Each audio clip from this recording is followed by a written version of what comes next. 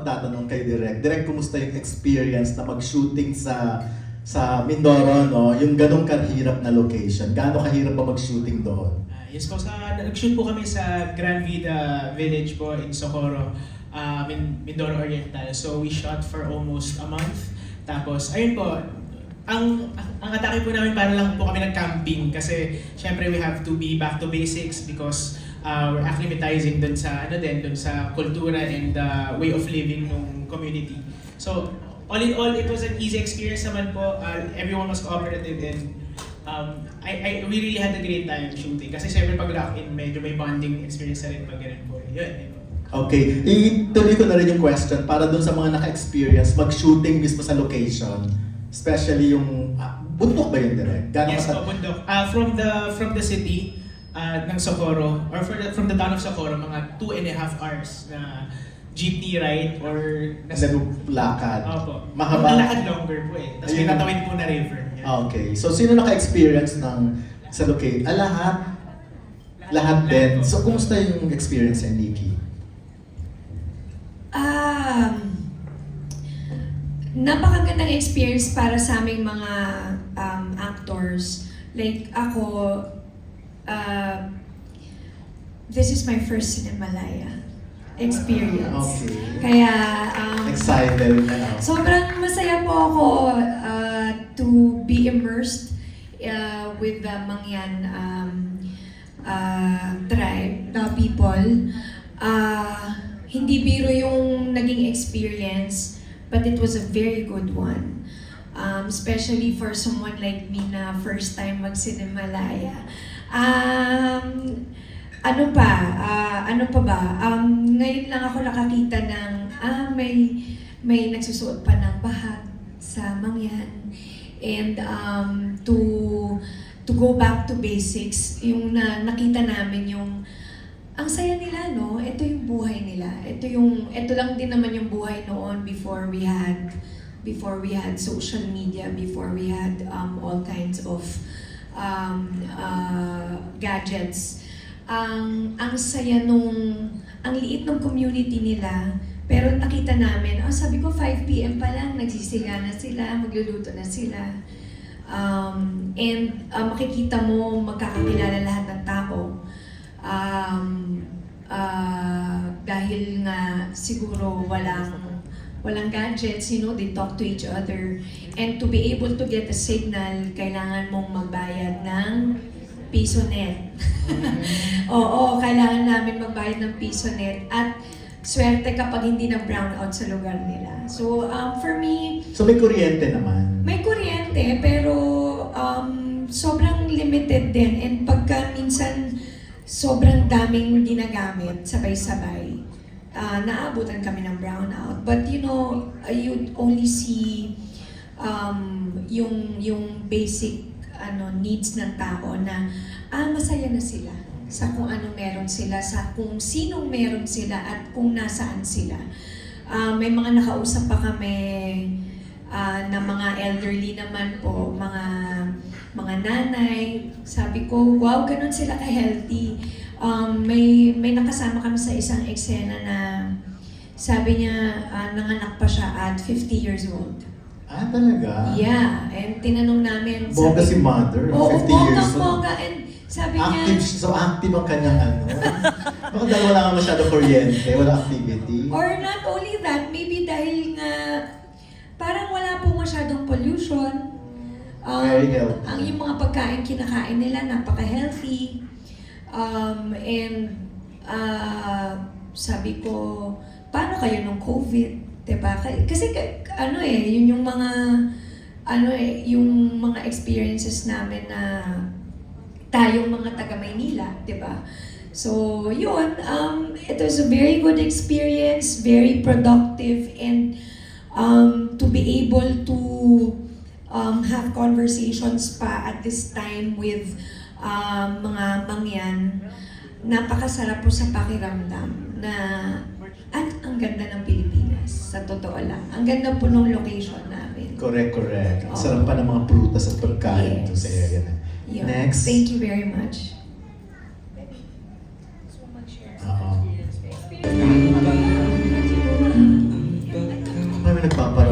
parang tumutunog yung Ayan, kumusta naman ang experience mo doon sa shooting mo doon mismo, sa bundok? Masaya po. Okay. Dahil nakasama po ako sa movie na to po na nakaakyat po ng bundok. Tsaka nag-swimming po after mag-shooting or mga rest day po. Ayun. Okay, si Bryce naman, kumusta ang experience mo doon sa location nyo? Di ba ang hirap pumunta? Nahirapan ka ba? Hindi po naman. Hindi po siya mahirap.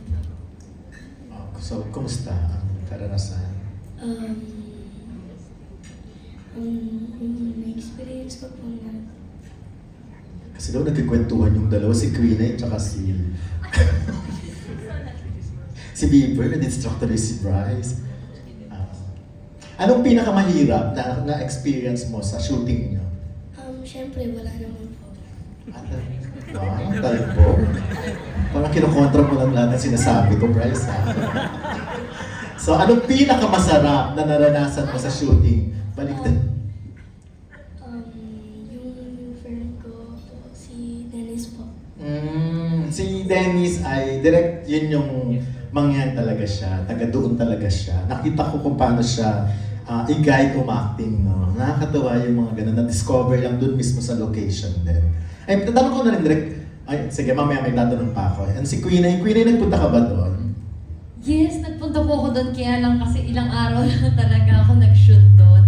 Pero kahit ganun pa man na ilang araw lang ako, sobrang tumatak naman sa akin yung pagpunta ko doon. Kasi feeling ko nung pagpunta ko doon, para akong nag-disconnect. Kasi nga walang internet, di ako makapag-phone. Usually kasi pag ganun, sanay na sanay tayo lagi.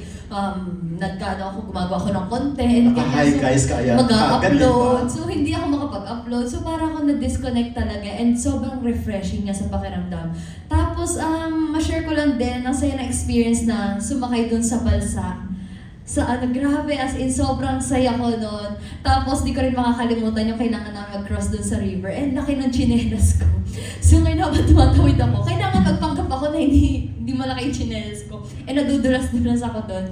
So, pero nagawa naman. And yun, sobrang thankful lang ako. And I'm so happy na part po ako nitong pelikulang ito. Thank you Hindi po. ka naman kinagat doon ng mga kulisap or whatever. Ay, hindi naman po. And kung tagatin man ako, parte yun ng aking trabaho. And okay na sa akin. Sayang naman, di ba? Yes, Bieber? Actually, same po sa akin. It felt like parang pahinga po from everything that's happening here sa Manila. Kasi yung character ko po, parang he became a Manila boy. 10 years po siya nag-stay sa Manila and then went back to Mindoro. So parang nakarelate po ako sa kanya. Kasi it's been so long since the last time na nakauwi po ako sa probinsya ko. So nung nandun po ako sa Mindoro, nasabi ko lang sa sarili ko, gusto ko umuwi. Gusto ko umuwi sa probinsya kasi na-miss ko po yung vibe na gano'n, yung feeling na sobrang peaceful. Not seeing, kasi syempre nasanay na po ako dito sa buildings, everywhere. Doon po puro puno ulit. And grabe po yung refreshing ng air. And naalala ko rin po yung pagtawid ako naman sa river. So same experience kasi isama po kami sa scene na yun. Yeah. Bakit hanggang saan ba yung river? Hanggang saan inaabot yung tubig? Queen ay Actually, hanggang dito po siya eh. Hanggang dyan. Opo. Tapos, yeah, may deeper. So, medyo mabato-bato din. So, nakakadulas po talaga siya kung tutusin. Pero, kinaya naman po namin. Tapos, yung suot ko nga pong chinelas talaga, malaki talaga sa paa ko. So, ngayon, parang, minsan naiiwan talaga yung chinelas. So, syempre, kailangan ko magpanggap na kunyari, hindi ko naiwanan. Ba't ka kasi nagsuot ng malaking chinelas, di ba? Okay lang po. Ay, okay, next naman si Carl. Nag-shooting ka rin dun sa bundok mismo? Yes po. Okay. Same lang din. Masaya naman. Okay. Hindi, Alam mo, lahat sila masaya, di ba? Wala sila experience. Basta sa totoo lang, direct diba, yung nakita kong mga crew doon, yung na-experience nila, parang ang hirap din. May isa doon na marami siyang kagat. Hindi ko alam kung pwede sabihin, pero nasabi ko na di ba? Ayun. Ay, si Daddy rin, tatay ni Bieber, naka-experience ng gano'n. Yun. Pero may part na nga yun ng trabaho. So, eto na-start na tayo sa question and answer. Of course, dito naman tayo sa side na to. Simulan natin kay Leia. Ayan, si Leia Salter. Ayan. O yes, after nila si Annalyn, most requested ni Junardo si Annalyn magtanong ha. Galingan mo Annalyn mamaya. Kay Nikki, hi Nikki. Hi. Ano yung pinaka-hardest part ng shooting in Mindoro for you in this film? It's to think the first time mo na sa Cinemalaya, di ba? Ano yung pinaka-most challenging for you? At nahirapan ka talaga? When you say nahirapan, hindi po ako nahirapan. Ang na-challenge po ako is, I think was the ride going up. Kasi nga, Going up to the location. Alright. Kasi ako, I've been used to shooting anywhere and strike anywhere naman. It's part of our job. Pero first time kong maka-experience also, para kami nag-glamping. So walang hotel, walang anything. We had our own tents. Para kaming... So doon kayo nag-overnight? Yes, para kami nag-camp out. And sa panahon ngayon, I think hindi na luxury ang magkaroon ng cellphone. During our shoot din kasi, I had important meetings and na kailangan kong sagutin. So I think that was the challenge because we are in a Remote. generation of having gadgets na yun ang ways natin to communicate. So I think that was the most challenging. Otherwise, it was a good experience. Ang sarap mag-roro. I brought my own car kasi nag-roro. You have to go ride the roro eh. So from Batangas? So from Batangas Port po, 2 hours ang ride. And then from when you get to Mindoro, to Calapan na port, you drive another 2 hours to your to our hotel. So dinala mo yung car mo? Opo, Wow. but I like long drives. That's why sobrang saya ko. Ang saya magmaneho sa na may view, may puno pa, daming puno. First daming- time you experienced that? Yes po. Okay. Can I ask the same Thank question you. thank you, to Queen Ai?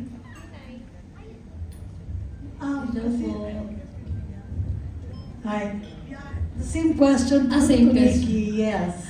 What was the hardest or most challenging part? Ako Kasi po, I talked to Beaver and to Nico and to Direk. Yes. Thank siguro you. po in my part, ako naman in my character siguro, medyo nahirapan ako in terms of, kasi ako as a person, medyo jolly-jolly talaga ako, maingay, ganyan. Pero dito sa character ko, mas kalmado siya. Kasi bilang social worker, mas gusto ko na yung self ko with the community, ganyan. So, yun po, medyo nahirapan ako kasi sanay nga po ako ng pagiging maingay at jolly. Alam mo yan, Direct Alpha. So ngayon parang inaano ko yung sarili ko, kinocompose ko yung sarili ko na okay, dapat yung ko dito is mas okay, mas mature ng konti. At the same time, mas may restraint niya, tama si Direct Alpha. So ayun lang naman po. Ayun. Thank you Si po. Weaver daw na-interview ni Lea kanina. So, ibang iba yung character mo dito, Queen Ai, sa totoong buhay, malayo-malayo. Hindi naman sobrang layo, but po kasi yung pagiging ko po dito, social worker, lalo na meron din akong emotional support kay Nico. So mas, yun nga, kagaya na sabi ko kanina, mas kalmado po ako. Hindi yung, alam niyo naman, pag sa social media, sobrang ko talaga, Hindi- matala. Pero yung character niya, hindi ba mag-jowa kay ni Beaver? Hindi po. Ano ba tumutawang-tawa? Grabe. Hindi po. Wala silang ugnayan, walang romantic entanglement. Panoodin niyo po. Okay, Ako, dapat sige. niyo panoodin yan. Ayan na. Annalyn, most requested ni Junardo. Pero bago ka magtanong, tanongin ko lang si Direk, saan nang galing tong project na ito? Bakit mo naisip gawin? Well, I've always wanted to tell stories ng mga underrepresented communities. Like, when I came across nung sa Mindoro Oriental, nung tumatambay sa Puerto Galera, ganyan. So, mga mangyan sa Tajaos. And I wanted to know more about them. And then, when the opportunity came na makilala ko po si Miss Ana, who is a resident of Mindoro Oriental. So, parang doon po na po yung project. And we stayed, naghanap po kami ng community to represent. And marami po kaming immersions na ginawa dun sa community before we were able to come up with this beautiful story na hopefully makita po ng mga tao. Pero direct pumayag ba agad sila na mag-shooting kayo sa location and i-shoot nyo yung mismong kwento ng pelikula Yes, nila? thank you for that question po. Kasi yun po yung kung ako tatanungin, yun po yung difficult na part of this journey, which is securing permits, not sa community because they were very game, pero dun sa mga requirements po ng NCIB or the National Commission for Indigenous People. Notorious po talaga yung hirap sa mga permits. Alam po yun ng ibang Cinemalaya films na nagre-represent ng mga indigenous people. You need to secure permits from them to make sure that the community is very well represented and true to form yung pinapresent nyo sa pelikula. So, there's a lot of process na nadaanan po ng film, but in the end, we were able to show dun sa community kung yung finished product before we were even pinayagan kami na i-ano sa Cinemalaya. So, thankfully natanggap naman po namin yung blessing ng community. So, napanood na nila? Or? Yes, napanood na po nila. Okay, so, pero magkakaroon pa rin ba tayo ng premiere night doon or special preview? After po ng festival run, babalik po kami sa community para magkaroon ng special screening for them. Ayan, Yes. so invited kayong lahat to. Invited kayo. Ayan na, of course. Ito na, June Nardo, ha? Miss Annalie. Nice, Dandal. Na-miss daw kasi ako ni June. Oo. Kung sino na lang ang gustong sumagot sa cast, ano po ba ang kaibahan ng Mindoro sa mga respective lugar nyo or probinsya? And then, follow-up question, yung ano ba ang anong aspeto ng pelikula ang magpapalawak sa kamalayan ng publiko tungkol sa buhay ng mga mangyan at ng Mindoro as a place? Thank you. Parang hirap naman daw ng tanong mo, Annalie. Ibahin mo na lang yung question. Hindi, maganda yung tanong. Sasagutin nila. Bumilip si June Nardo. Very relevant daw ang tanong mo.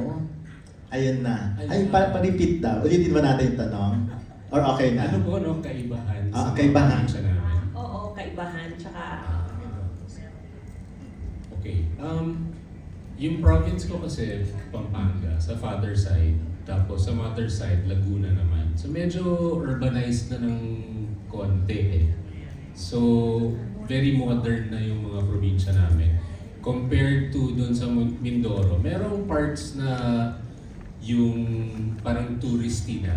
Pero itong location namin, halos untouched talaga siya eh. So very, masasabi natin na pristine yung condition niya eh. Yung kahit yung kultura nila, yung awareness nila ng mundong labas, very limited. So, ang ganda-ganda ng kultura nila, ang warm ng community, very friendly yung mga tao, at saka welcoming. So, I think yung mga ganitong bagay, mas kinakailangan na pinapalabas natin sa sining para aware tayo na meron tayong mga ganitong cultural heritages. At dapat pinipreserve to para sa mga hindi nakakaalam. So, I think importante siya eh. Pero direct sila ba? Hindi sila binago ng internet? Yung yung community? Sige, Carl. May mga konting kasi may mga nanonood. Siyempre may nagsa-social media, minsan may mga naglalaro ng Mobile Legends, mga ganon. Pero for the most part, ano pa rin sila eh. Very mas untouched sila talaga doon. Kasi kunwari yung piso wifi, mas napapansin ko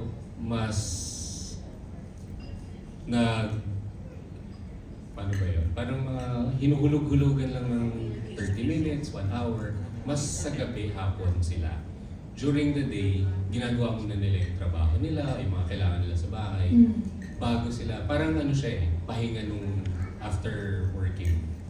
And can I add po, na-witness namin, like yung mga bata, may laro sila, di ba? Yung ano ba yun? Yung umupo sila in one big circle sa standby area namin sa basketball court. Tapos meron silang, ano yung laro nyo? Basta yung parang,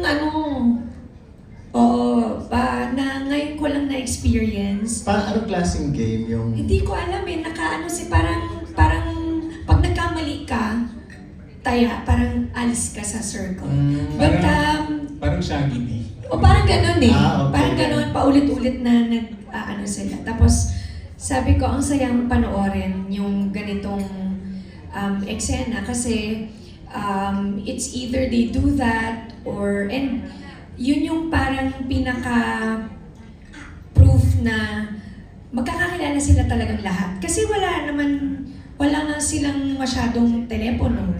And then, yun, nagbabasketball yung iba. Sobrang liit pa, nagbabasketball. May TV, may mga ganon. Wala pong TV. And then, meron pang isa sa labas nung standby area natin, di ba? Yung tsinelas naman, yung naglalaro silang nakabilog sila. So, if you can see, sobrang less din talaga yung knowledge nila sa social media.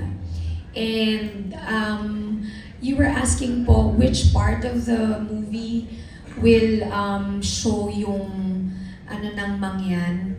Ako personally, for me, siguro yung may isang scene doon after yung birthing scene for me, yung how they celebrate yung mga ganong mga situations sa community, yung talagang they celebrate together, the elderly and yung mga bata. So yun for me, that part. And yung mga ilog, may mga scenes sa ilog talaga na makikita mong celebrating the tribe, the Mangyan, the how they are one. Yun po. Thank you. Meron pa bang gusto sumagot ng tanong na yun? Okay na. Ayun, sige. Iba naman tayo. Pero direct tanungin kita, kumusta ang pakikipag-travel kay Bryce? Kasi first time niyang umacting yan, di ba? Ayan, ito yung mic there. So, when I work with Nicolo po, hindi naman po bago sa akin na mag-work with kids kasi may mga programs naman po ako na working with kids. So, I just use that knowledge with kids like Nico and si Dian. Maliit po kasi inuna po muna namin yung relationships ng mga bata. So, the interaction would feel natural once it is on screen. So, bago ba kayo mag-shoot, talagang pinakilala muna namin sila sa isa't isa, tapos nakipaglaro sila, nagbabike sila dun sa area namin, naglalaro sila ng games. So, yun, yung authenticity po yung pinakamahalaga sa akin. At na-achieve naman po ni Nicolo, ni Dennis, at ni Dian po yun. So hindi rin sila on-cam naging friends, pati off-cam naging magkaibigan sila. Yes po, yes. Nice naman, of course. Doon na wala si Irvin, ang nahanap ko. Next question sana siya. Anyways, ayan, bago natin pagtanungin uli si Corky, dito muna tayo kay Miss G. Trilliana for the next question. Good afternoon. Curious lang ako kung may iuuwi kayo or hihiramin kayo from the Mangyan culture na witness. Ano yun? Ibig sabihin ko, ano yung na-impress kayo? Sobrang yung na-impress na gusto nyong hiramin. Kasi, start na po ako. Yung sa akin po yung dalawang things lang po through my immersion with the Mangyan, through our immersion with the Mangyan community. Not physically, parang yung dalawang values nila. Number one po, the spirit of being communal. Parang lahat po ng events sa kanila laging as a group. Lahat ng mga decisions sa community ay pinagbobotohan nila, pinag-uusapan nila sa isang pagpupulong. And parang ang sarap makakita ng ganong setting na every opinion is accounted for. Kung isa doon ay ayaw niya. So parang dinaanan po namin yung process of approval ng mga ganun with the elders. And ayun po, that's number one, the spirit of community. And number two, yung meron sila kasing value na para silang ilog, na pag namamatay yung isa, naniniwala sila na may mabubuhay na isa pang Mangyan tulad nila. Kaya ang may value sila na kung anong kukunin mo sa earth, kung anong enough sa'yo, kung anong bubuhay lang sa'yo for the day, para magtitira ka doon for the next life. So yun yung value na gusto naming maiparating na hopefully na show namin sa movie, na you can subsist on what is enough and leave room and leave space for the one that's gonna live next to you. Okay, walang mga swapang na kinakamkam agad-agad. Walang diktador, di ba? Yun. Siguro, dudugtungan ko na po yung sinabi nila rin. Kasi yun din po yung gusto ko sana sabihin. They live at one with nature talaga. Harmonious yung way of living nila. It's one and with peace with nature. Like sabi po ni Direk, gusto ko po yung sabi ni Direk na Direk, yung basically take only what's enough. Yeah, so very at one po. Like they yun nga po, kinukuha lang nila kung ano yung sapat para sa kanila, kung ano po yung kailangan nila during that day. So very harmonious and very at one with nature. Ganda ng community nila, no? Kaya pala matahimik sila doon. Para lang din may karagdagan doon sa iti-take home. Ako talaga yung health. Kasi nga may nakausap ako na sabi ko, wow, she's 50, or no, 50 siya nung nanganak siya. So siguro mga 60 na siya ngayon. Pero she doesn't look at it at all. Maybe because nga of the way they live, yung sa panahon ngayon, ang health natin, ang kayamanan natin. And they're so rich with it because of how they live, how they think, how they treat other people. I think yun ang gusto kong iuwi kasama ko na, and I think yung biggest takeaway ko from the Mangyan, yung way of living nila and way of treating people. I mean, kung ano lang naman yung ibibigay mo, yun din naman ang babalik sa'yo. Okay, so gusto mo sanang mabuntis pa, date sa 50, no? Ayoko na po. Yung health lang. Akala ni Janet Jackson, siya lang ang may ganun, di ba? Okay na po ako, Tito Okay, Dordon. the next question will come from, of course, from the very beautiful, MJ, my friend. Thank you so much, Tito. Happy Sunday po and congratulations sa film. My question would be for Direk. Direk, what were the measures that you had to take para ma-ensure na yung community doon smooth yung film ninyo sa area at hindi nyo magambala yung kanilang normal way of life, daily grind, kumbaga? So thank you po for that question. Lahat po ng mga sinabi nila sa aming procedures ay sinunod po namin even prior to filming, even when we were creating the story, we've been collaborating with them, may consultants po kami, pinapabasa po namin yung script, totoo po ba ito sa inyo, would this represent you? Tapos may isa po akong event po nila na parang nagsama-sama po lahat ng leaders ng Mangyan sa Mindoro Oriental, sa isang lugar, sa Balay na tawag nila. Tapos I had to present this film to all of them and to get the majority of their approval. And it was like a 3-hour session at pinag-usapan namin yung nitty-gritty of the material. And in the end, in-approve po nila. And hindi lang po nagtatapos doon, meron pa po isang step na we had to follow their rituals as well. So meron po silang ritual na hindi pwede i-disclose po yung nangyari, pero it was a measure para ma-appease nila yung gods nila and para makuha nila yung yes or no. So parang meron pong nangyaring proseso at sinabi naman po ng gods na yes. So that was the time na when we na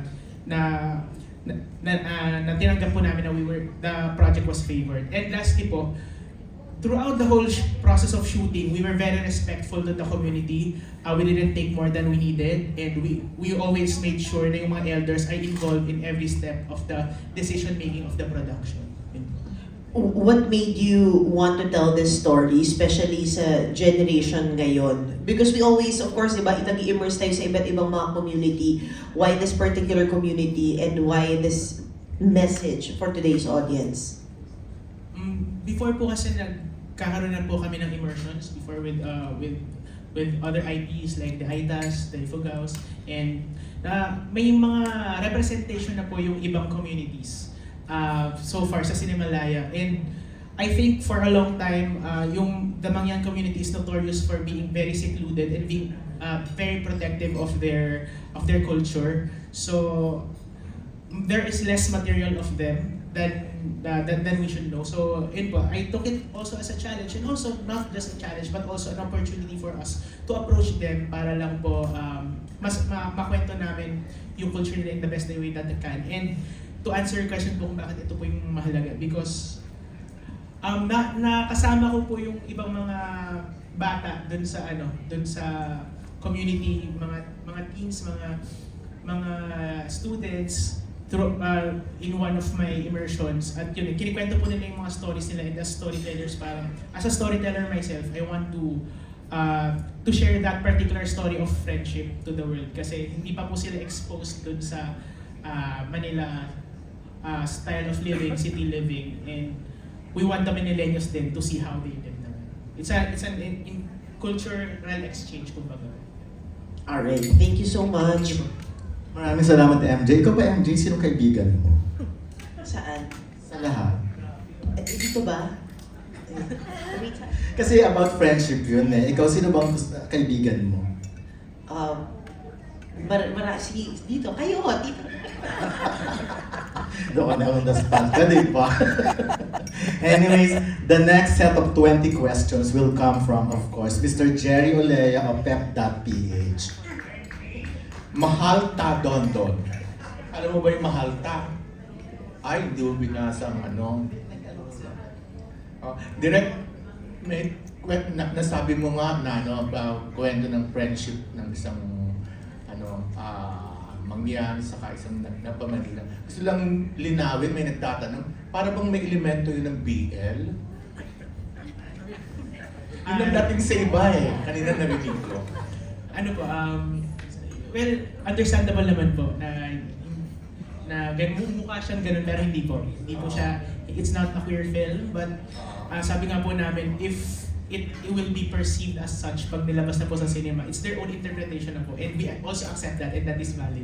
Pero dun ba dun sa community na yun, meron ba dun bading? Meron gay? O Yes wala? po. Yes po, meron na po silang mga queer people in the community. So, ayun din, is one of the advancement po, parang akala lang nagbabawal po. Pero, ano naman po eh, I mean, most of us know na dati pa lang naman may babaylan na, which is LGBT representation from the, from old ages. So parang ganun din po sa community nila.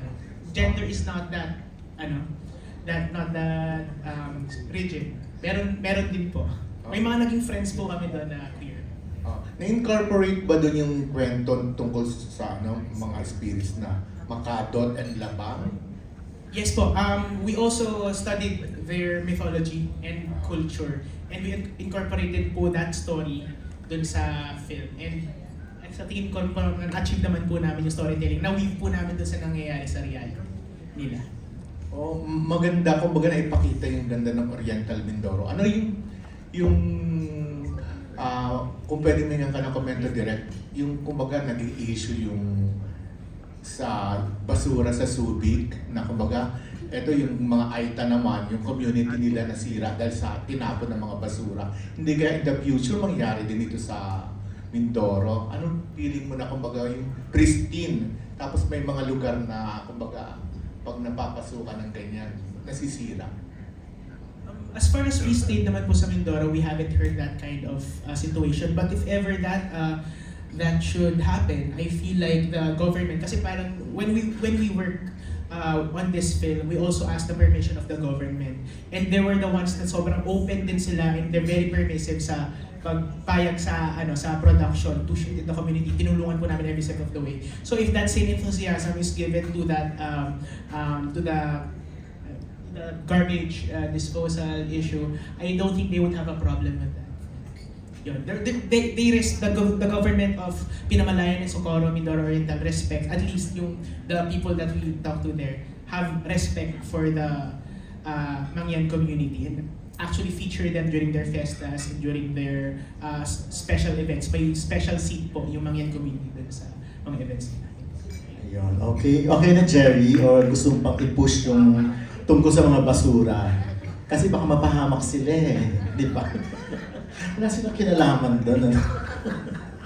Anyways, of course, next question naman, dito naman tayo sa table na to. Pagtanungin naman natin ang mga vloggers. Of course, si Nas Tavares, ayan. Palakpakan nyo naman ang vlogger. Hello. Nabanggit kanina ni Beaver na nag-audition siya for Cinemalaya. Si Queen Eye din ba? Nag-audition ka rin? Yes po, nag-audition po ako. Okay, Actually, sabi ko nga, bahala na kung may kumuha sa akin dito or wala. Basta parang suntok sa buwan lang talaga yung pag-audition ko.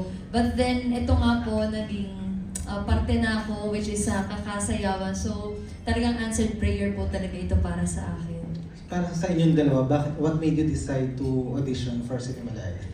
Siyempre ako, sobrang nagbabakasakali talaga ako. Kasi po yung, ma-share ko lang po, kasi yung kapatid ko po is, nagde-direct din po talaga siya before ng mga gantong Cinemalaya, ganyan. So, sabi ko, sana soon, magkaroon din ako ng, mapabilang ako sa mga pelikula na for Cinemalaya. And sobrang importante. And syempre, bilang isang artist, malaking bahagi po ito kung mapapabilang ka sa isa sa mga Cinemalaya entry. So, sobrang grateful po talaga ako. Actually, same po. Parang po siyang suntok sa buwan talaga.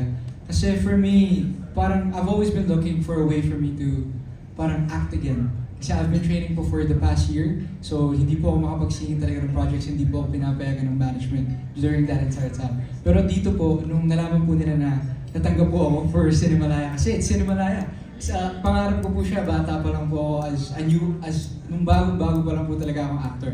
So when they found out, saka lang po nila ako pinayagan on the condition that I only go on Saturday, Sundays. So every Friday po, babiyahe po ako papuntang Mindoro. And on Sunday nights, babiyahe na po ako pabalik sa Manila to go back to work here. Kaya very thankful po ako na pinayagan pa rin ako ng management. Sa lahat naman ng cast, ano yung meron sa movie na sa tingin nyo may uwi ng mga manonood ng kakasayawan?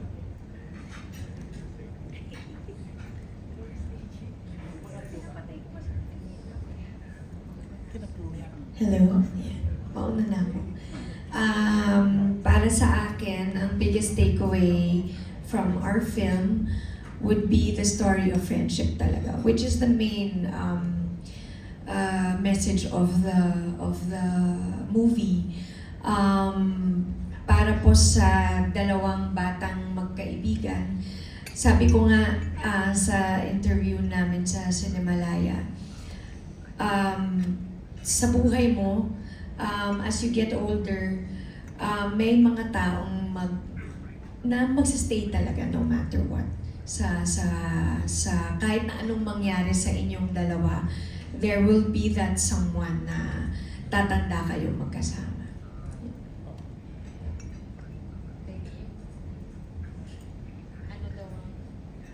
Ano raw gusto niyong parang matutunan? It's a message. Na mensahe ng pelikula. Na gusto niyong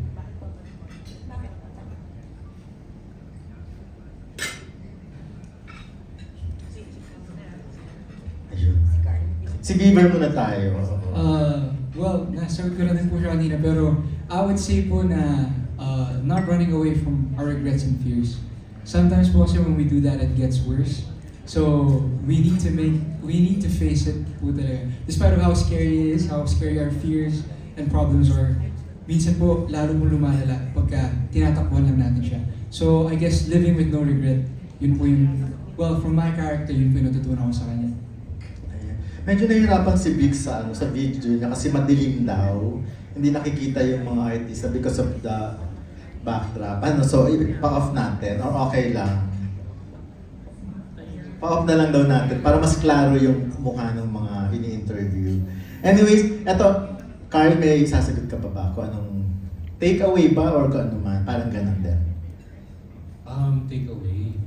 Similar kay Sticky. Na yun nga may mga tao at saka mga bonds tayo with people, not just friendship, basta yung relationships natin with people na even though na-form ng maaga sa buhay natin, pag tumanda tayo, nandun pa rin. And testament siya to being human and caring and loving for other human beings, other people.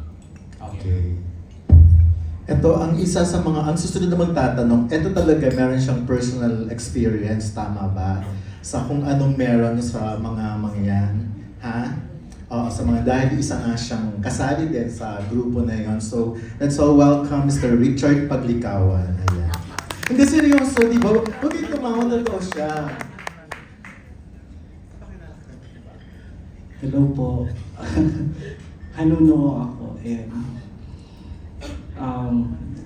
Good afternoon po. Question ko na lang, kasi isa sa mga nakita ko kanina is mahalaga sa mga mangyan yung kanilang mga honors. So, for this film, isa sa nakita ko for the two, kina Bieber at saka kay Benedict, is yung promise nila sa isa't isa. Tama ba? So, for the our younger cast, gaano kahalaga sa inyo yung promise? Yan, kasama pa ako sa kasama